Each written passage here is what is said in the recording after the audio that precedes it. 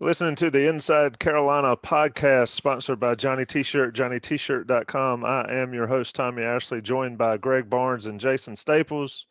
That means it's the game plan.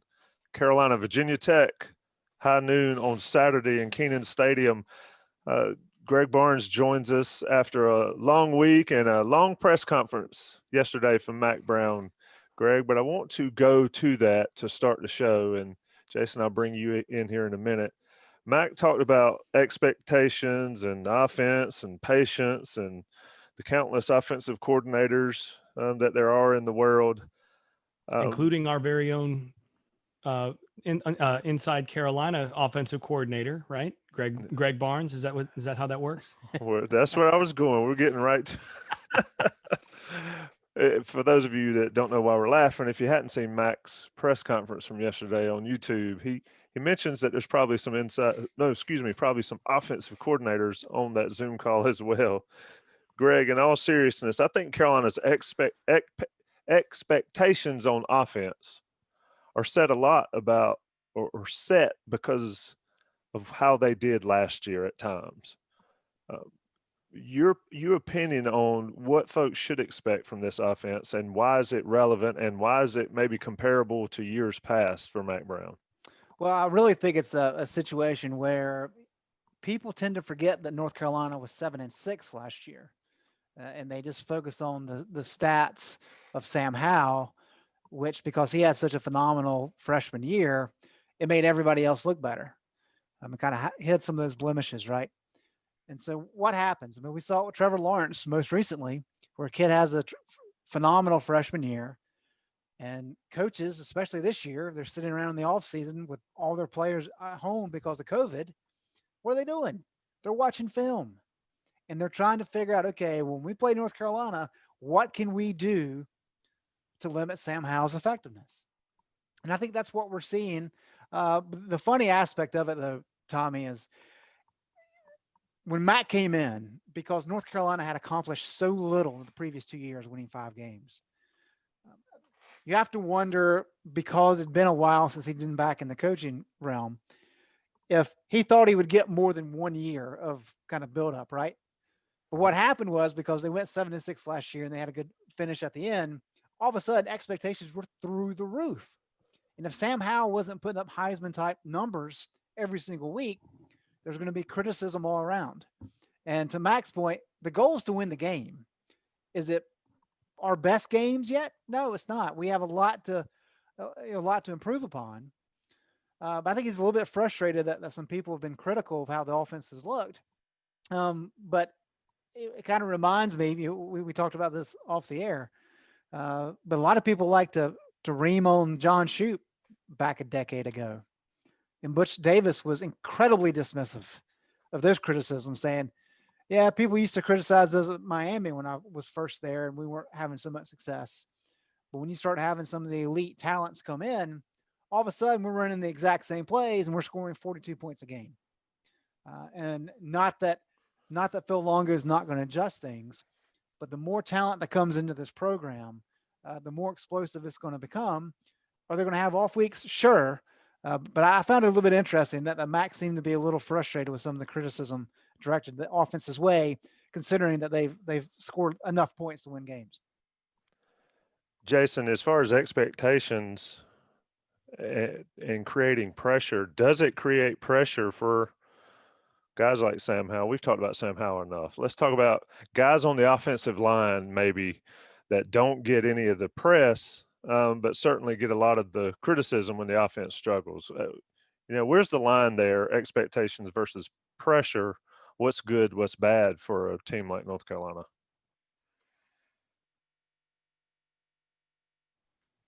So I don't think, honestly, that there's a whole lot that the press or most people in terms of social media or whatever, that really has a lot of impact once you get to game week in terms of pressure, in terms of those sorts of things. If you're a player at this level, then your expectations for yourself are already going to be sky high. And the expectations of the guys that are going to be watching film with you and are going to be clowning you if you get beat. That's really where the most pressure comes from. I don't think that that's where the pressure that can be difficult to deal with really comes from when you're dealing with higher expectations and all that. I think there's a couple of other things that are bigger factors. One of which is that teams are preparing differently for you when you come in with expectations.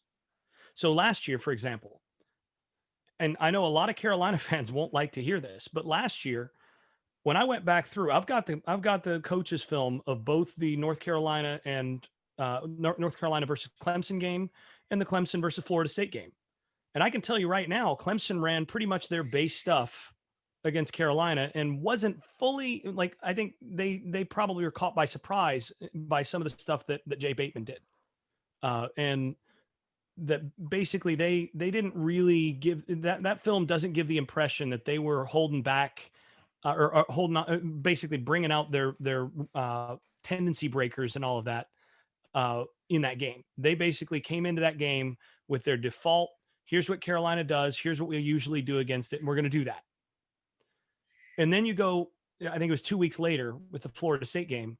And it's very clear that they came into that game treating it, even though that Florida State team was worse than last year's North Carolina team. If you talk about which team was better, Carolina was the better team.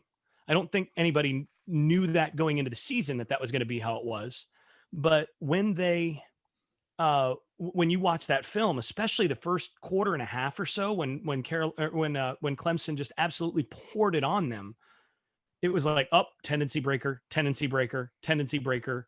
Oh, nice wrinkle on what they usually do. Oh, and it was just repeatedly throwing change up when Florida State was expecting fastball, and change up, when they're expecting fastball, throw curveball in the fastball count, all these different things that basically showed that they were regarding that Florida State game as still a rivalry game, which it is for Clemson, and they prepared differently. I can tell you right now that if Clemson plays North Carolina this year, they're going to prepare completely differently. And it'll be a lot closer to how they came into the Florida State game in terms of wrinkles, tendency breakers, different things like that, because Carolina now has become one of those teams that Clemson needs to knock down. That's the way that they're going to think about it. Same thing with every other team on the schedule. When you become one of the top two, say, programs in your division, all the other teams in your division circle that game, and they're going to bring in a few additional wrinkles that you can't really be prepared for fully, and you have to be able to handle just a few additional things. So that's one thing that I think affects these things, that's an impact on expectations. And I think the other thing that really impacts expectations, and it's sort of in a weird way, is when players start to hear on social media that something is the coach's fault instead of it being their fault. Like, oh man, they're not using you right. Oh man, like, I can't believe that, you're not playing here. You should be that stuff. That has impact. That has real impact. And if the culture of the team isn't strong, that's the sort of thing that can get the players to stop listening to coaches at times and can lead to serious problems. And we saw that toward the tail end, last couple of years of the last staff, where basically that stuff had filtered in and infected the locker room enough that it was over. Now, there were other issues in play, but it just reinforces anytime there's something negative that happens, when there's more expectations from outside. If players start to hear criticism that basically excuses them and can blame anybody else, it's human nature to want that to be true.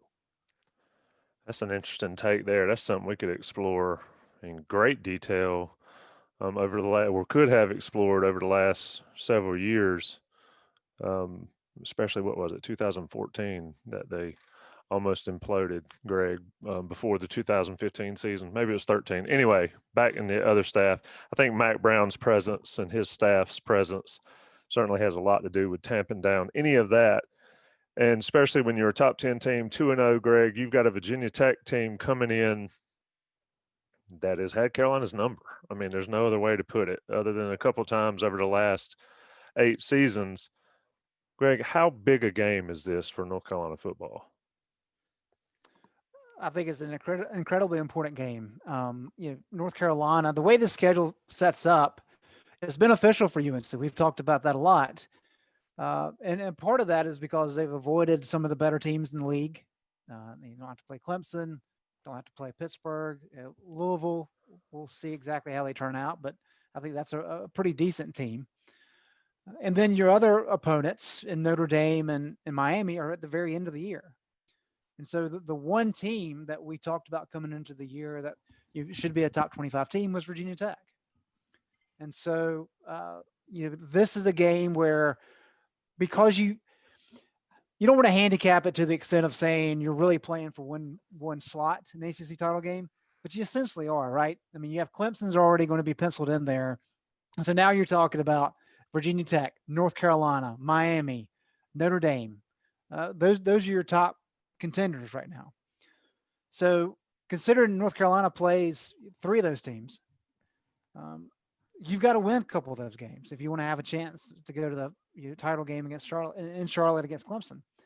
And this is an important one, because if you lose this one, well, now you really have to wait to the end of the year and pull for some teams to beat Notre Dame and Miami to kind of give you a chance there those last 2 weeks. If you win this game, now all of a sudden you have the chance to really, I don't want to say coast, but you have a chance to go into some games knowing that you're the favorite and having the opportunity to continually add wins to your record, to where maybe you can get to those final 2 games, possibly at 9-0. Well, I guess not 9-0, 8-0, potentially, 7-0 going into those weeks in November. So I think it's a critically important game from that standpoint. And then when you get into, and this is one thing that I asked Mac Brown on Wednesday, like, a lot of things are the same from when he was here last time, right? I mean, the recruiting is the same. He's picked up where he left off there. Rivals are pretty much the same.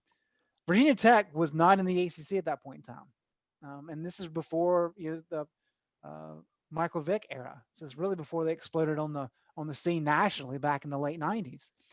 And so the Virginia Tech rivalry, especially on the recruiting trail, is a new thing for Mac. And he kind of glossed over it a little bit with Coach Speak, which is fine. But as you mentioned, Tommy, I mean, Virginia Tech's won 4 in a row. I think UNC's 1-7 at home against Virginia Tech since the Hokies joined the ACC back in 2004.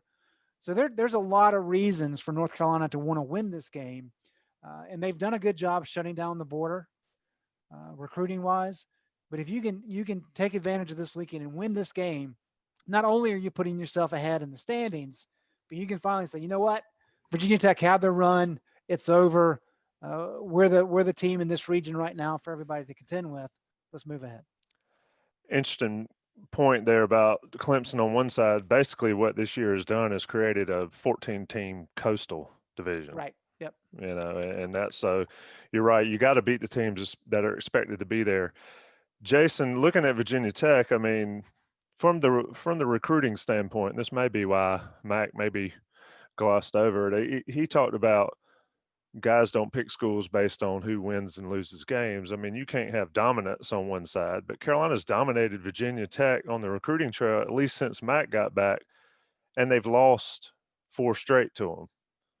So that's kind of a weird thing that's going on. So how is Justin Fuente, and we'll get into more detail after the break, but how is Justin Fuente, given their struggles recruiting the last couple of seasons, how is he keeping this going? Is it just purely relying on the talent that was there, that is still there from early on, or is there some special formula that he and his staff have put together that allows them to be successful on any given Saturday? Transfer you. Yep. Did not think about that when I asked the question, to be honest with you. But I mean, look at who their players are this year. I mean, I'm looking right now at Khalil Herbert's numbers, and 12.44 yards per carry through 2 games. That's pretty good. 17.3 yards per carry against North Carolina State in the opener. And that guy wasn't on the roster last year. He's a transfer from Kansas. And the quarterback that they've been starting is a transfer from Oregon. So they've had a lot of turnover in turmoil, frankly, on their roster, but they've managed to replenish with the transfer portal largely at some key positions. And they've also done a pretty good job. I mean, Foster always did a really good job of identifying guys that would fit the kind of defense that they play up there. And those guys are still in that program for the most part.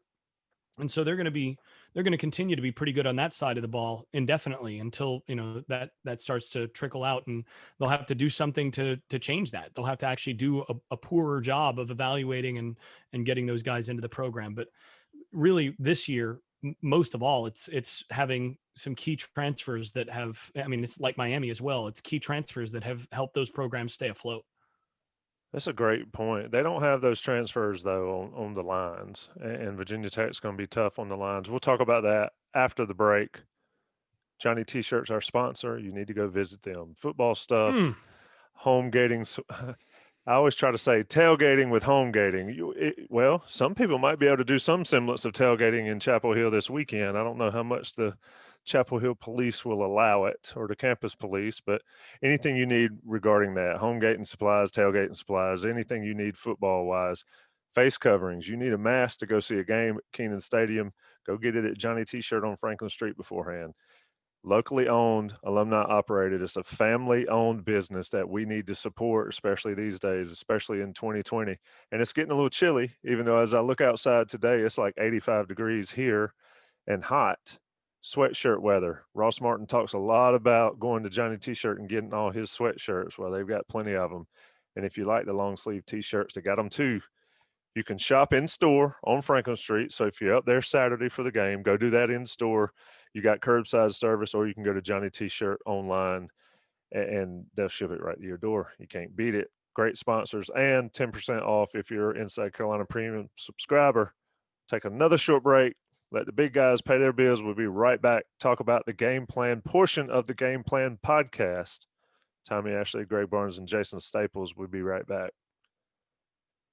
All right, fellas, we're back. Inside Carolina podcast, the Game Plan podcast. Greg Barnes, coming to you first. Now, here's something that I've always found interesting this week listening to Carolina, Mike Brown, Jay Bateman. They were shocked at what Boston College did. There's not too many times that a coaching staff is completely shocked at a game plan that a opponent throws out there. I don't think there's any doubt what Virginia Tech intends to do against North Carolina. Do you? No, and that's kind of the crazy thing, because if Jay Bateman had known what BC was going to do, he wouldn't have tipped his hand with his defensive scheme that he rolled out there the first couple of possessions, which is inserting Kamon Rucker and playing a 5-man front. And then, I mean, what happens? I think it was 15 of BC's first 16 first down plays. They passed the ball.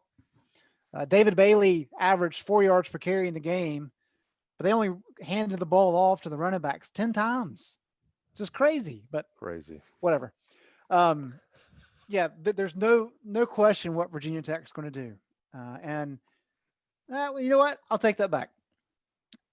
They should, and they will run the ball with Khalil Herbert. And I think his is a great story, transferred from Kansas. And he was kind of what a hell of a pit that place is in terms of college football. They've won 21 games in 10 years.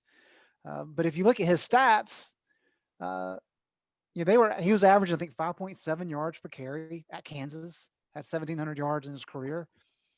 So when you look at that offensive line and then what he was able to do behind it, this is not like a kid that's a fluke. Now, is 12.4 yards per carry flukish? Yeah, of course. But he's a good back. That's the point. So they're going to lean on him. But it's going to be interesting to see what happens with the quarterback position, because Burmeister did not throw the ball good against Duke. He really struggled in that regard. He's a good runner. He's quick. And so they were able to lean on Herbert a lot. Hendon Hooker sounds like he may be back for this game. How much he actually plays, we'll have to wait and see. But he's a guy that gives them more options in the passing game. And that's why I say it may not be as clear as watching what Virginia Tech has done the first 2 games. Maybe they decide to mix it up a little bit. We'll have to wait and see. But Jay Bateman, because he's got so many smaller guys up front, we don't know about Ray Vahasek. He left the game, did not return. Some concern whether or not he'll be able to play on Saturday. If you lose him up front, That's a big loss for North Carolina. And so it really becomes a matter of what does Jay Bateman do to limit that run game? Because Virginia Tech is going to, if they can dominate on the ground, which is what they did last year, then they're going to do that. That's what Justin Fuente wants to do. But if North Carolina and Jay Bateman's really able to stop them, is it because they go with another 5-man defensive front? You can do that when you have linebackers like Jeremiah Gemmel and Chaz Surratt, who are so quick laterally that you can cover a lot of stuff out in space. But then you also have to talk about, okay, is Conley, JQ Conley, is he going to be healthy enough to play? There's some question about that nickelback. So maybe you have Welton Spotsville, who was a wide receiver last year, having to play a lot of snaps at nickel. Right? And so I would assume you're going to see much more of a kind of a 4-3, 5-2 look. But that's kind of where we stand right now. We'll have to see exactly how it plays out. Jason, the 12.4, whatever, you would think, and I don't have it in front of me. I know his long run's 60 yards, but you would think he's had plenty of 20 and 30-yard runs to get those stats up. But tell me if I'm crazy. Running backs, elite or good running backs against North Carolina don't appear to me to pose as much of a threat as an elite or a good running quarterback. And Virginia Tech has 3 of them. Burmeister can do it. Hendon Hooker's capable. And then Quincy Patterson, we know what he did against Carolina last year when he got inserted late. So Jay Bateman's got a dilemma. Where does he slide the goods to cover that dilemma in your mind? Is it the 5-2 look? Is it going 4-3? I mean, what's he do? Because I think Carolina, if Virginia Tech does not run it, if they come out and throw it more than they run it, and Carolina beats them, I think Justin Fuente doesn't need to go back to Blacksburg. I think it would be that poor a game plan for Virginia Tech. Well, I mean, I think Bateman is going to avoid being roped into one particular front or one particular approach. I do think he's going to crowd the line of scrimmage in this one. So we'll see something closer to what we did early against Boston College when they were expecting them to run it a little bit. So I think we'll see some of that 5-2 type look more in this game. But I think we'll see some even fronts as well. I think we'll see a variety of different things. To me, a lot really hinges in this game. A lot of the success hinges on whether Vohasek is healthy. And if he's able to play, then I think that gives Carolina a lot more opportunities to stop the run with guys that are actually winning on the inside, on the interior. And without him, they just don't have. We got a flag on the field. We got a flag. All right. So without him, I don't think they have the same level of players on the inside. And that's really, to me, the biggest concern. It's not about what front they're in or whatnot. They're still going to have to cover a good eight gaps, no matter what, whether it's in a 5-2 or in a 4-3, or, bringing an 8th guy up in an 8-man front type thing. You still have to cover the same gaps. And what specific front he uses is going to be less important than whether or not guys are able to win their matchups. And the reason that the running quarterback thing, as you brought up, is such an issue here is the running quarterbacks are essentially able to create another gap. They're able to gain an additional blocker when the quarterback has the football. And that's how they beat Carolina last year. Carolina was able to stop their running game last year until actually it was sort of a bad break in that Virginia Tech's starter, if you remember, their starting quarterback got hurt. And when their starter went out, all of a sudden they were able to run it better because their backup was running it better. And so, that's, I think, a huge concern. They're going to play 11-man running game. They're going to run the football with both the running back and the quarterback. And that's the concern in this game. And especially, I mean, you mentioned if Hooker's able to play, he's able to run and throw a little bit better than the rest of them. So yeah, it's a concern. And and a lot of it, to me, a lot of the success is contingent on on Vohasek's health. And I think that also impacts how they plan for this one, because you can kind of put him in a zero technique and have him beat the center and gain a gap by doing that. I don't think you can do that as much with anybody else on that team. Greg, assuming Vahasik's down, let's go worst case. Assuming Vahasik's down, Conley's out, and Storm Duck is out. I think that might be a fair assumption. We'll see. Who does Jay Bateman lean on maybe that we hadn't talked about a lot this year? You mentioned Welton Spotsville at the nickel, but on that line or in that secondary, who's got to step up? Everybody. I mean, that's the That's challenge. too easy now. I didn't ask you as a team game. I said specifics. Who's proven it? I mean, that's really the question. You know, in training camp, we heard really the guys that they were comfortable with was Tamari Fox, Ray, Jalil Taylor, and Zach Gill. I don't know that Zach Gill even played against Boston College. Kamon Rucker, you know, is a guy that they really like, but he's 255. He's more of a kind of a defensive end type player. So you're not really going to put him on the interior. So you're looking, you know, if Vahasik can't go, Jalil Taylor and Tamari Fox. And they're going to have to play a ton of snaps. Now, I think Miles Murphy has a ton of potential. I think he'll be a great player for him. Do you have to force feed him in this game? Just say, you know what, we're going to take the wheels off and see how you do in this type of setting, because we don't have any other choice. That's what we're getting down to. They're just so razor thin along the defensive front. That's one of the things. If this game was later in the year, you'd have more reps and more opportunities to build these guys up in terms of snaps. And Mac Brown's talked about that's really one of the things that hurt with losing that Charlotte game, is that was an opportunity for them to get a lot of guys a lot of snaps. You didn't have that, and so what do we see against Boston College? Like, nobody played. It's really just your starters that got the bulk of the snaps. And so you're going to have to rely on some guys like that probably, unless you just want to lean heavily on Taylor and Fox. And that's a tall ask. So how do you combat that? Do you just throw a bunch of blitzes in there, which really isn't Jay's thing. He likes to send guys from different directions to get pressure with four as best he can. But if North Carolina, you can't rely on their front four to consistently win at the line of scrimmage, and at least you do some damage in the run game where Chaz and Jeremiah can come up and get some stops, you're going to have to expose yourself on the back end. And depending on what Virginia Tech can do in the passing game, that could be problematic. Jason, where do you work in depth? This was part of the interesting discussion, I thought, from Matt Brown's presser on October 7th, is where do you, as a coordinator, as a position coach, as a head coach, work in guys in games that matter? They're no gimmies this season, really. Maybe in a couple of weeks in Kenan Stadium, but huge game, huge program game. You got to have some depth. You got to get some guys rest. So how do you do that during the course of a game? A guy like Miles Murphy, because I think he needs to just play. A guy like Des Evans. Mac mentioned doing it inside the 20s. Well, if Herbert gets loose, they might never ever get in the red zone, and they're going to score every time. So where does it come from? This is a question where, to be honest, if I knew the answer, you'd make more money than I'd be making more money. Because I'll give you just a brief story from my own coaching experience on this.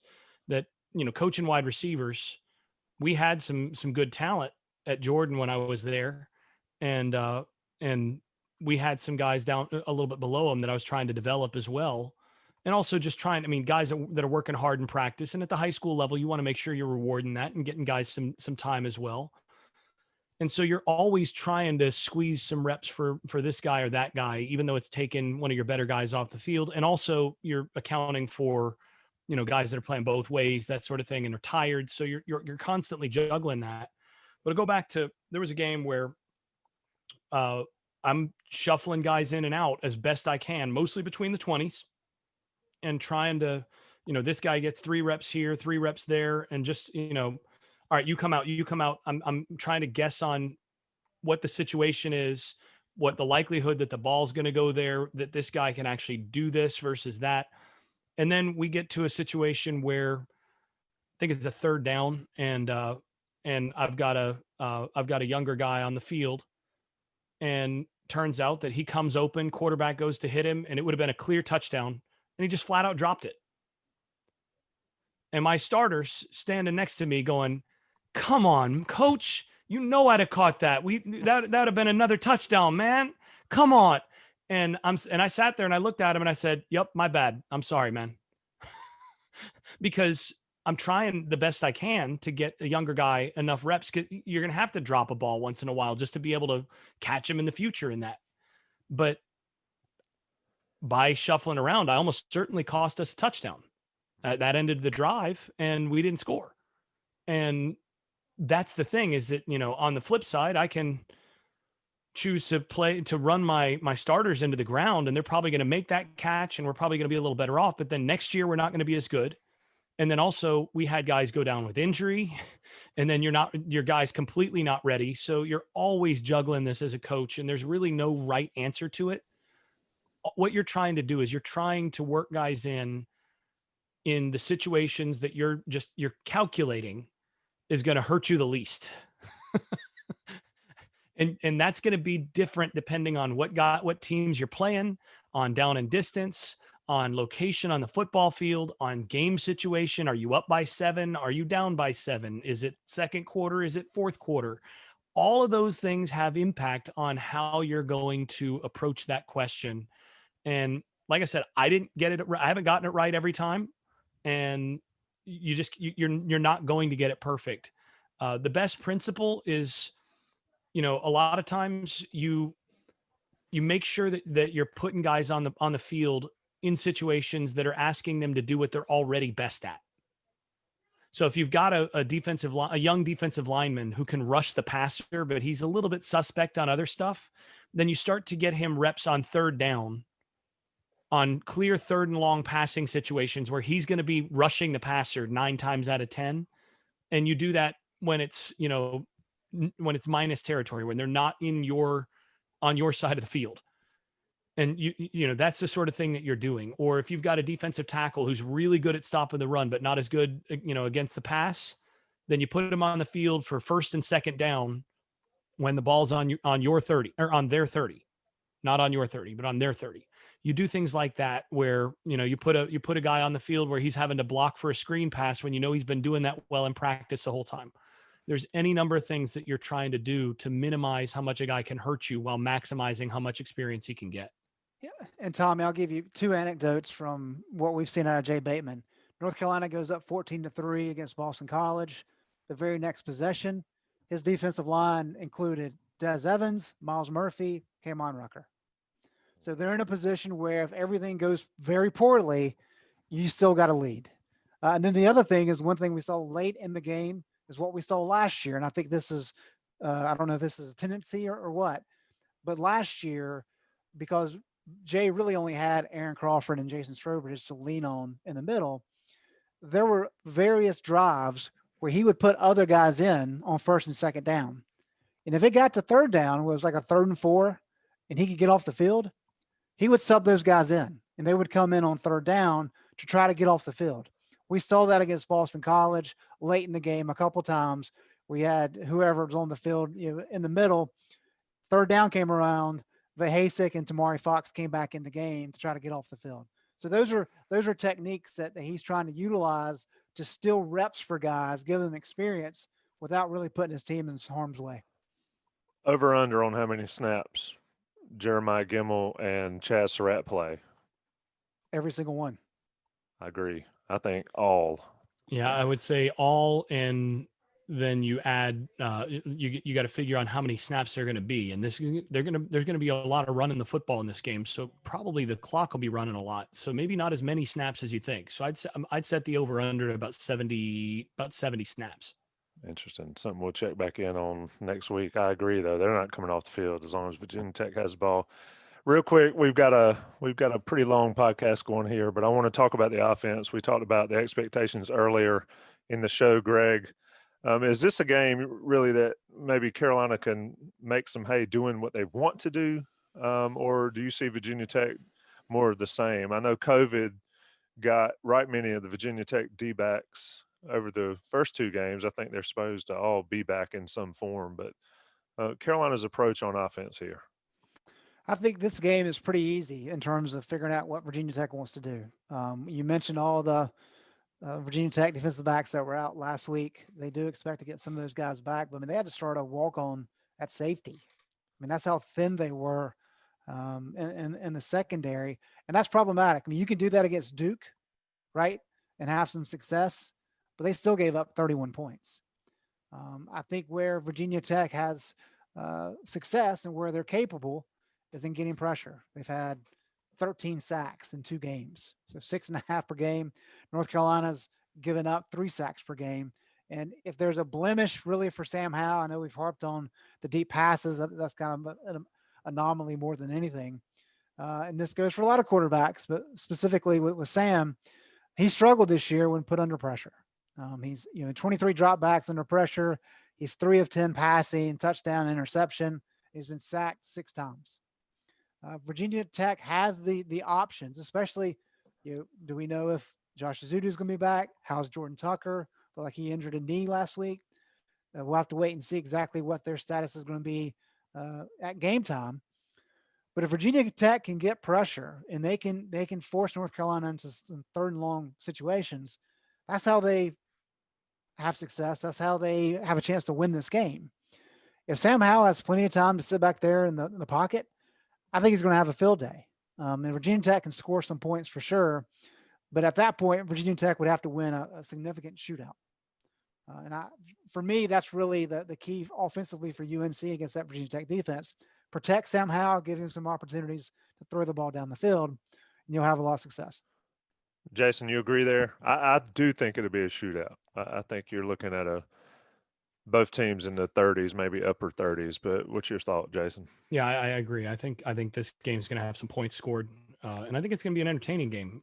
Probably in keeping with the last couple of years, pretty close football game. And I think there's not a whole lot that I disagree with there. The one thing that I think is something to keep your eye on is Virginia Tech has a couple guys that have already flashed in terms of pass rush that I think are a concern coming in against Carolina's offensive line. And I think Carolina's offensive line, by and large, is a talented group. But the biggest concern is Amari Barno to me, 6'6" defensive end who can really bend that edge.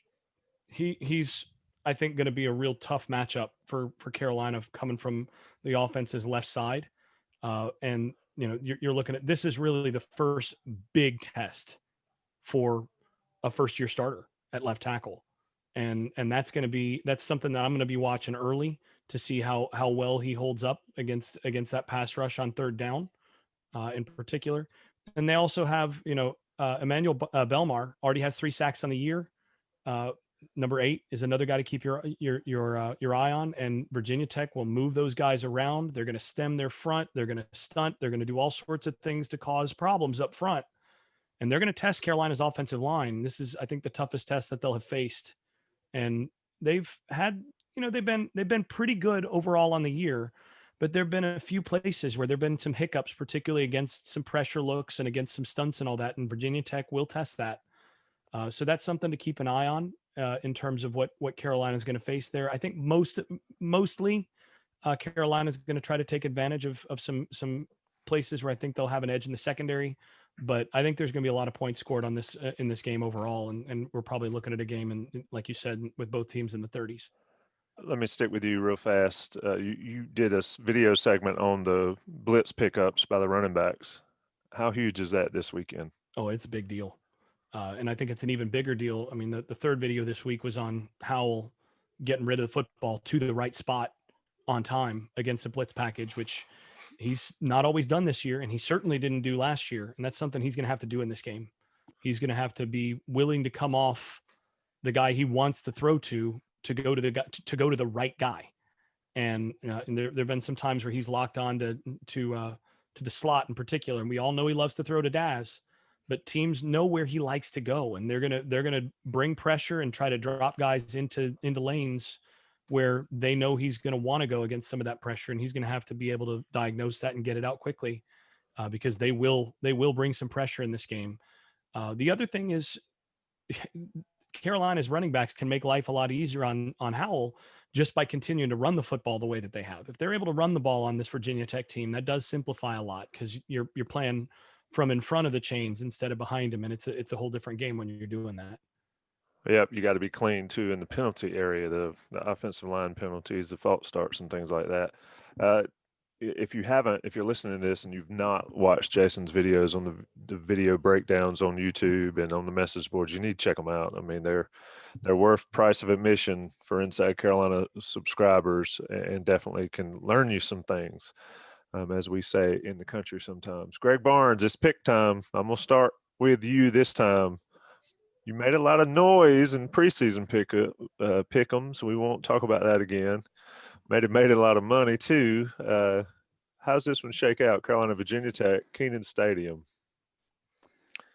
Tommy, you let me know how many guys Virginia Tech's going to have available, and I'll give you an accurate pick. How about that?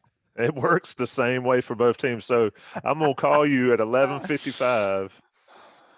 Yes, it's going to be that. It's picking in the dark. It really dancing is. in the dark. And that's one of the crazy things about this year. We knew it was going to be this way for some games. The fact that somebody made the point on the message board, how is Virginia Tech getting so much credit, but UNC is not? Great point. And the easy answer to that as well, UNC is number 8, Virginia Tech's number 19. So nationally, it's not accurate. However, locally, I think it probably is accurate, and it's because Virginia Tech's had 2 games where they've been missing 20-plus players. Now, how many of those guys were walk-ons or backups? Yeah, it doesn't sound as good as 20-plus, right? It's like when UNC had 20 guys out for an injury 2 or 3 years ago. Some of those guys were walk-ons, but it is what it is. I think it's very challenging to pick this one. I agree with Jason. I think this is going to be a very competitive game. These always tend to be, unless you have a hurricane come through, which we'll see. But I do think North Carolina, I picked them in the preseason. They're chalk this week. They're at home. This is a big game. Virginia Tech, while the running game is very stout, I have questions about their quarterback play. And for me, that's kind of what gives me the opportunity to nod towards North Carolina. And so I've got North Carolina winning this one 42-31. 11-point win, a cover. Backdoor cover, yeah. Jason. Yeah, I really want to know who's playing on both sides here. I mean, as I said before, Vohasek is really key on this one to me. And obviously Storm Duck is an important guy on that defense. And, it's possible Carolina's not going to have either one of them in this game and maybe longer for that. So that's something that if I had a clear sense of who was playing for Carolina and a clear sense of who was playing for Virginia Tech, I'd feel a lot more comfortable. The concern for me in this game is that I think the matchup is not the best one for Carolina, just in the sense of Virginia Tech is really good running the football, and they're good running the football with backs and quarterbacks. And I think with Carolina's defensive front, without Vohasek, that if they don't have Vohasek, I think that could be a real problem. So I'm going to pick as though they don't. Then you can adjust my pick up by, basically we'll say Vohasek is worth about a touchdown on defense for that in this game. And he might not be worth that much, but let's just say, we'll say that's our factor there.